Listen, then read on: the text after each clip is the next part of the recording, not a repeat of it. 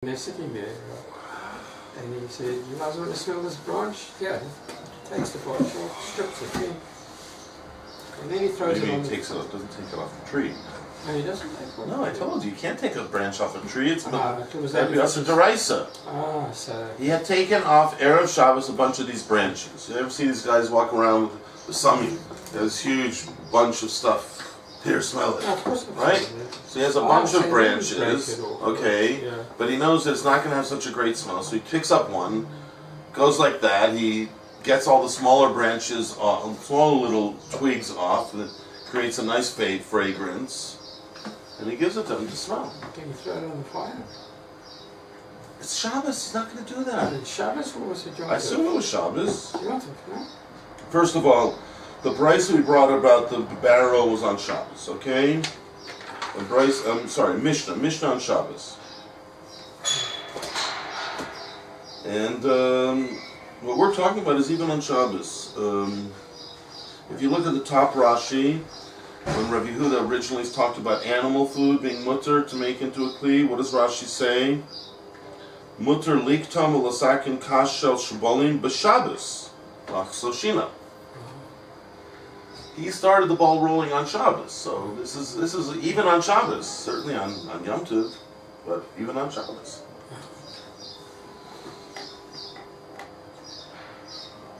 That's why we bring in this thing about the barrel on Shabbos, because we're talking about Shabbos. It makes sense to bring in this on Shabbos. And probably the story that happened with Rabbi Yehuda and whatever was on Shabbos as well, I assume.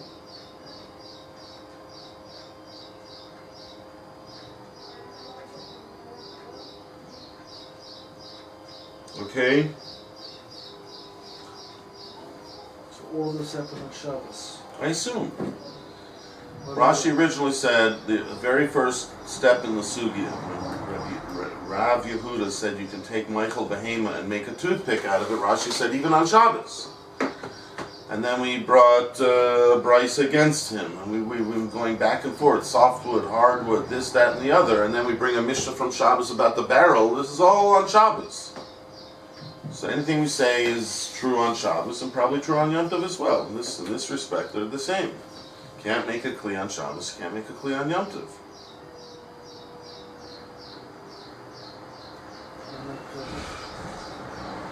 I'll make a kli on Shabbos or and Yom Tov.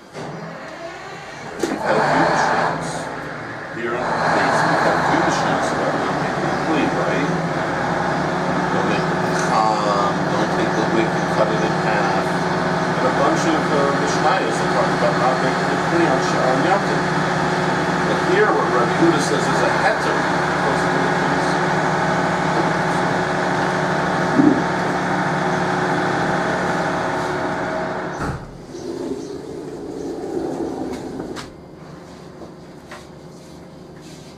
Thank you. Here, now we're talking about maybe is there a gezerah or not a gezerah? We seem to still be talking about Shabbos. I assume that's why we brought a Mishnah from Shabbos. No, don't tell me it's Asa, because see, they allowed it. Right?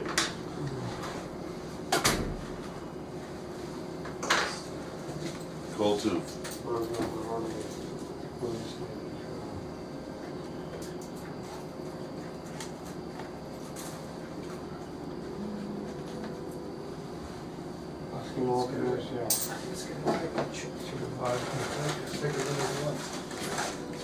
Yeah, you're a chip off the old block. You take a lot of it. Besides, that's what we're talking about, chips. I wonder to eat it. To pick my teeth with it. Well, it's not Michael Behema either, so it's okay. Could be. Me being the Behema. Maybe for your Nefesh Bahamas. Yeah, that's right.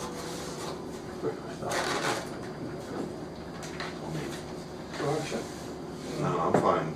I had a whole plate of them before. Okay, so here we are, Daf Lamed Gimel Amid Beis in Beitsa. We're still talking about the general question of taking a piece of wood and doing a certain act to the piece of wood, cutting it in a certain way, which makes it smell better for smelling, which we know there's a mitzvah of mea brachos, and a lot of times people have extra things to smell on Shabbos, etc., even on Yom Kippur, in order to get mea brachos. And we have here a story even where Rabbi Yehuda did that for his guests.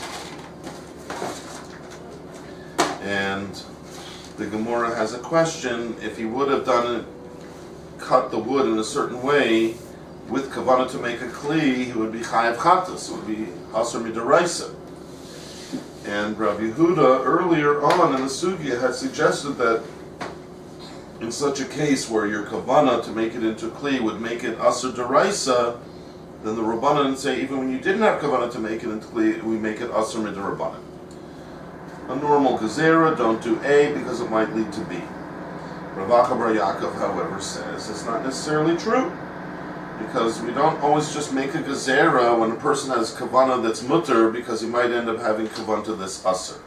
Most Jews that we're talking about are Jews who are kosher Jews. We're not talking about Jews who are breaking the Torah. We talk about Jews doing this and Jews doing that. We're talking about Jews who keep the Torah. So a Jew who keeps the Torah, and you tell him, make sure you only have a kavanah that's mutter, he'll be careful to keep it that way. So do we forbid him to do that because he might end up having a kavanah that's asur? Are we worried about that? So he brings a proof that we don't from the Mishnah in Shabbos, where we're allowing you to cut open a barrel to get food out of it.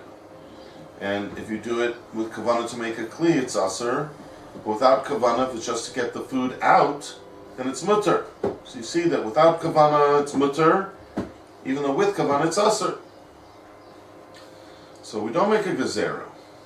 And also he has a story where Rabbi Yehuda provided wood that he cut in a certain way to make it smell fragrant, and if he would have had kavanah to make it into a handle of an axe, the same thing that he did to smooth out the piece of wood to make it have a good smell, he could have done the same thing to make it into a handle of an axe. But of course he's a big tzaddik, he wouldn't do such a thing.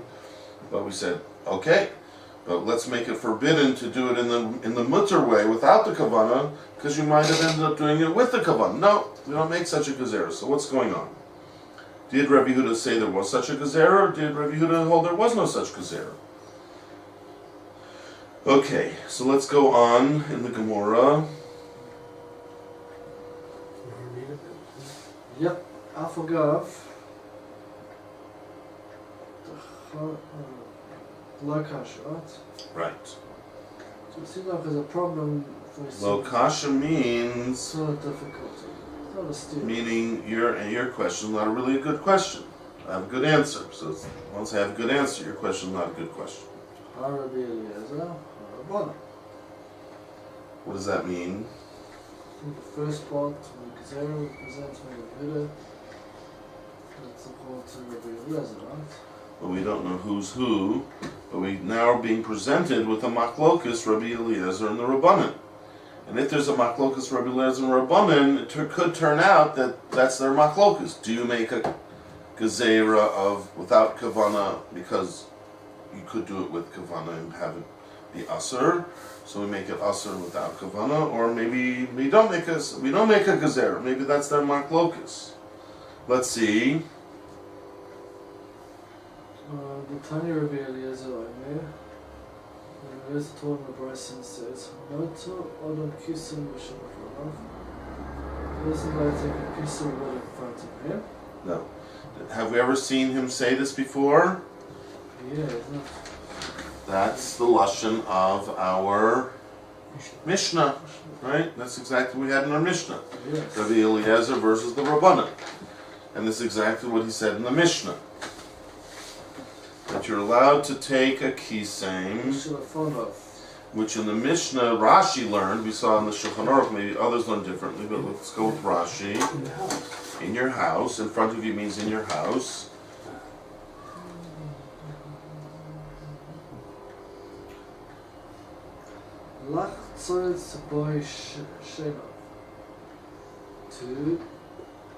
To Take out the floss food your from teeth. between your teeth, right? To floss your teeth. Yeah. Basically, to use as a toothpick. So he's allowing you to do what? To take it out. To do what to the wood? To pick your teeth with it. Yeah, but what are you doing in order to get that? Cutting. Nope.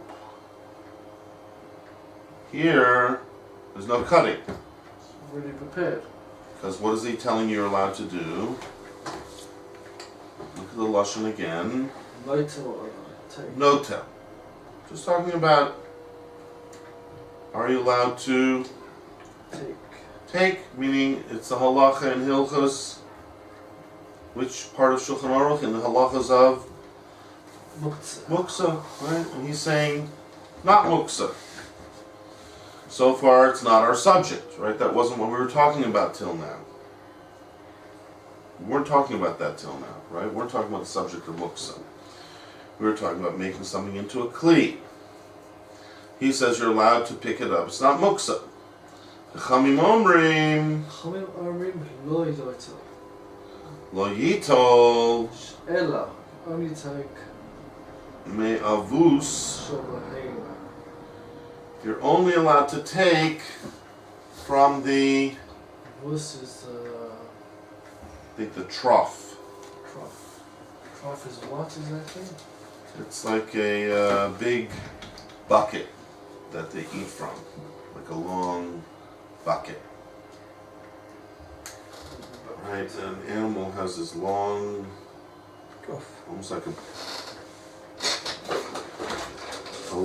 almost like a long bowl, huge long bowl that they put the food in, and he puts his head down into it and he's able to You eat. see Western movies? Yeah. Where they drive up, tie the horse to where they drink. It's a long thing, right? Oh, that's a truck. Yes, I haven't watched a movie in a very long time. You have to see. He was not trying to corrupt you, don't worry. But what he is trying to just jog your memory, in case you've ever seen a picture of the Wild West. That's what the horses used to always drink and eat from, these long, almost like a gully, but made out of wood, Yeah. and high enough off the ground that a horse just has to lower his head a touch to put his head into it and to eat from. So basically it's like a big bowl that's very long. You can fill it up with a lot of food or water or whatever, and the horse can just lower his head a touch and drink from any part of where his head enters. Okay? Okay, so let's assume that that's what's talking about. So basically, what do you find in Eva Shel Behema? What do you find in there? Horse. What are you going to find in there? Wood. That's what kind of wood? Soft. For an animal, right? This sounds like what Rav Yehuda was talking about much earlier on in the sugya, that if you have Michael Behema, Ochel Behema, you have food for an animal, then you're allowed to, he said, you're allowed to actually cut it into a toothpick.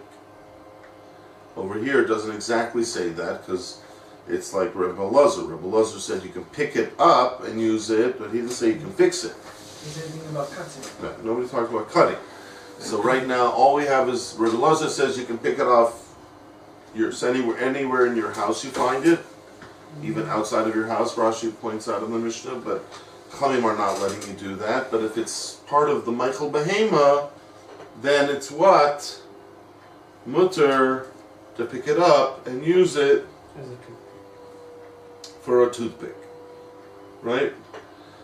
And what's the major chiddush?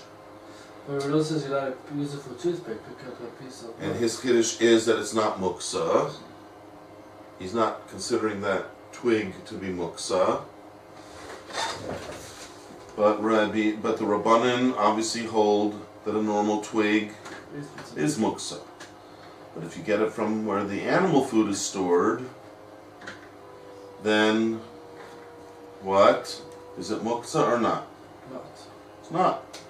They're letting you use that, meaning it's not muksa. So far, it's not quite the subject we were looking for. We're looking for the subject of what? Taking some piece of wood and cutting it down to be a kind of a kli. Only by Michael Bahema. Because of Hilchos Muksa. Why? Sorry, why are they adding moksa? What was that? because we're quoting a Beitsa, that in that Beitsa we find certain Rabbanim that are going to help us understand the earlier Sugya. Right? Rav Acha Bar Yaakov asked a question, and we said, no, it's not a question. In one case, we make a Gezerah because it's going like one of these Rabbanim. In the other case, we don't make a Gezerah because it's going like the other one of the Rabbanim. So we're trying to bring this up to show a case where we're cutting down the wood, and it's either Asur or Mutter. We're trying to attribute the other Beitsa that we found to this Shita. The problem is, usually when Chazal bring up a Beitsa or a Mishnah, they don't just quote part of it, they want to quote the whole thing. So part of it would seem like, why did you even quote that part? We're not talking about Muksa now. The answer is, it's all a package deal. They want to quote the entire Beitsa, so they quote the whole thing, even though only part of it is relevant to our discussion.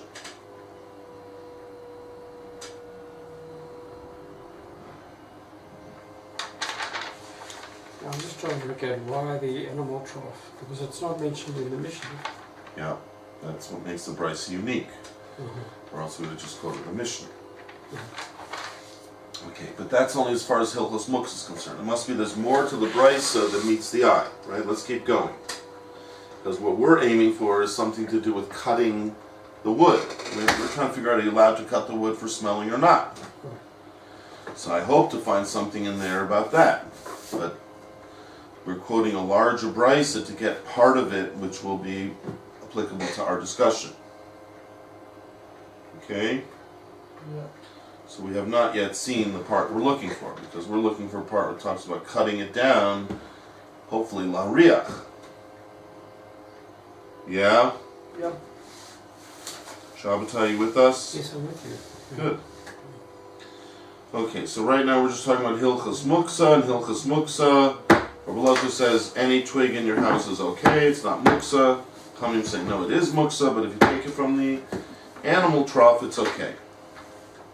Then it's not Muksa. Weiter. Who's reading this?